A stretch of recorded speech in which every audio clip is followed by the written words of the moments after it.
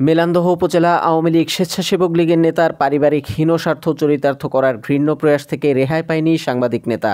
জামালপুর থেকে আবুল কাশেমের তথ্যচিত্রে বিস্তারিত। স্ত্রীকে ব্যবহার করে সাংবাদিক নেতা জামালপুর প্রেসক্লাবের সভাপতি ও চ্যানেল আয়ের জামালপুর প্রতিনিধি হাফিজ রায়হান সাদাকে মিথ্যা মামলায় আসামি করেছে।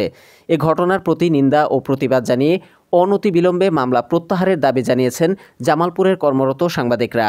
9 জানুয়ারি রোজ বৃহস্পতিবার রাত 7 ঘটিকায় জামালপুর প্রেসক্লাব মিলনায়তনে আয়োজিত এক প্রতিবাদ সমাবেশে উপস্থিত সাংবাদিকরা এমন দাবি জানিয়েছেন। জামালপুরে কোনো সাংবাদিককে প্রত্যক্ষভাবে কোনো দলের সাথে যুক্ত আমার কাছে মনে হয় না। প্রত্যক্ষভাবে আমরা জানি এখানে যারা আছি কেউ না আওয়ামী লীগ না বিএনপি, কোনো দলের সাথে, রাজনৈতিক দলের সাথে আমরা যুক্ত না। সমাবেশে সভাপতিত্ব করেন জামালপুর প্রেসক্লাবের সাধারণ সম্পাদক লুৎফর রহমান। স্বেচ্ছাসেবক লীগ নেতা বাংলাদেশে বিগত 5 আগস্টের পর থেকে আওয়ামী লীগ, যুবলীগ, ছাত্রলীগ, কৃষক লীগ, যত লীগ আছে এই লীগ শব্দের লোকজন কেউই কিন্তু যার যার বাড়ি ঘরে বা এলাকায় নাই। অনেক জায়গায় অনেকের খোঁজা হয়ে যাচ্ছে, অথচ জামালপুরে মেলান্দহের চিত্রটা আমরা একটু ভিন্ন দেখলাম। যে কি হয়েছে, উল্টো এই যাদেরকে বলা হয়েছে ফ্যাসিস্ট সরকারের লোক, তারাই উল্টো আমার প্রেস ক্লাবের সম্মানিত সভাপতিকে বলতেছে ফ্যাসিস্ট। আসলে হাফিজ রায়হান সাদা আওয়ামী লীগের কেউ না।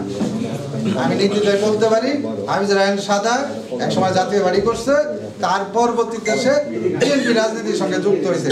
এরপরে 2006-7 সালের পর থেকে উনি আর কোনো রাজনীতির সঙ্গে যুক্ত।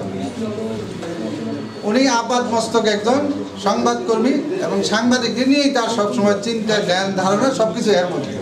বক্তব্য রাখেন জামালপুর প্রেসক্লাবের জ্যেষ্ঠ সাংবাদিক, দৈনিক সচেতন কণ্ঠ পত্রিকার সম্পাদক বজলুর রহমান, বাংলা ভিশন চ্যানেলের জামালপুর জেলা প্রতিনিধি জাহিদ হাবিব, বাংলারচিঠি.com-এর নির্বাহী সম্পাদক মোস্তফা মঞ্জু, মানবকণ্ঠের কাফি পারভেজ, কোষাধ্যক্ষ আনোয়ার হোসেন, মাছরাঙ্গার প্রতিনিধি মাহফুজুর রহমান সহ সিনিয়র মডেল প্রেস ক্লাবের সভাপতি মোস্তাফিজুর রহমান, সাংবাদিক ইউনিয়নের সভাপতি সুশান্ত কুমার, প্রেস ক্লাবের সাধারণ সম্পাদক জাহাঙ্গীর আলম, জাতীয় সাংবাদিক সংস্থা সাধারণ সম্পাদক আহসান হাবিব স্বপন সহ সাংবাদিক নেতৃবৃন্দ।